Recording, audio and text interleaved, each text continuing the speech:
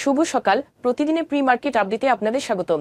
সূচক 26.56 পয়েন্ট বা 0.51% হ্রাস পেয়ে 5,194 পয়েন্টে স্থির রয়েছে। বাজারের লেনদেনের পরিমাণ ছিল 339 কোটি টাকা, যা আগের দিনের তুলনায় 11.31% হ্রাস পেয়েছে। রপ্তানি উন্নয়ন ব্যুরো তথ্য অনুসারে অর্থবছরের প্রথম 8 মাসে বাংলাদেশের রপ্তানি আয় প্রায় 11% বৃদ্ধি পেয়ে 32.94 বিলিয়ন মার্কিন ডলারে পৌঁছেছে, যা গত বছর ছিল 29.80 বিলিয়ন মার্কিন ডলার।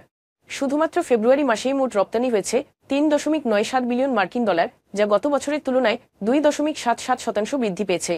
তৈরি পোশাকে প্রবৃদ্ধি সহ এতে প্রধান ভূমিকা রেখেছে কৃষি প্রক্রিয়াজাত পণ্য, প্লাস্টিক, হিমায়িত খাদ্য এবং চামড়া। অন্যদিকে হোম টেক্সটাইল, জুট এবং প্রকৌশল পণ্যের দরপতন হয়। Bangladesh securities and exchange commission অপব্যবহারের কথা উল্লেখ করে কোম্পানির কর্মীদের জন্য ব্যক্তিগত শেয়ার বাদ দেওয়ার জন্য আইপিও নিয়ম সংশোধন করছে। 2021 সালে চালু করা এই বিধানে কর্মীদের জন্য আইপিও শেয়ারের 15% পর্যন্ত অনুমোদন দেওয়া হয়েছিল, কিন্তু অনুপযুক্ত বরাদ্দের কারণে নিয়ন্ত্রক কর্তৃপক্ষ এই সিদ্ধান্ত নিয়েছে। 2025 সালের শুরুর দিকে ঢাকা স্টক এক্সচেঞ্জ পার্শ্ববর্তী দেশগুলোর শেয়ার বাজারকে ছাড়িয়ে গেছে। 27 ফেব্রুয়ারি পর্যন্ত প্রধান সূচক 0.59% বৃদ্ধি পেয়েছে, যেখানে পাকিস্তান, ভারত এবং অন্যান্য দেশে প্রধান সূচকগুলি হ্রাস পেয়েছে। বিশ্লেষকরা এই পুনরুদ্ধারের জন্য বৃহৎ মূলধনী স্টক, কর্পোরেট আয়ের প্রত্যাশা এবং স্থিতিশীল সামষ্টিক অর্থনৈতিক অবস্থাকে কেন্দ্র করে বিনিয়োগকারীদের আস্থা ফিরে আসা এতে অবদান রেখেছে।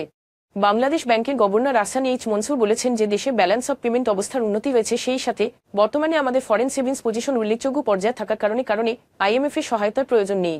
4 মার্চ পাত্র রিকভারি ফর ব্যাংকিং সেক্টর শীর্ষক গোলটেবিল বৈঠকে তিনি জোর দিয়ে বলেন যে সরকারের বাজেটের ঘাটতি মেটাতে রেভিনিউ একমাত্র সমাধান। রেভিনিউ বাড়াতে পারলে আইএমএফ এর মুখাপেক্ষী হতে হবে না। চলতি অর্থবছরে আমাদের প্রবাসী আয় হবে প্রায় 29 বিলিয়ন ডলার। এছাড়া রফতানি আয় 50 বিলিয়ন হওয়ার সম্ভাবনা রয়েছে। এরপরও আমদানি বাবদ পরিশোধ করে 10 বিলিয়ন ডলার অতিরিক্ত থাকবে। এখন এ পর্যন্তই। বিকেলে আবারও আসছি ডেইলি মার্কেট আপডেট নিয়ে। সে পর্যন্ত আমাদের সঙ্গেই থাকুন। ধন্যবাদ।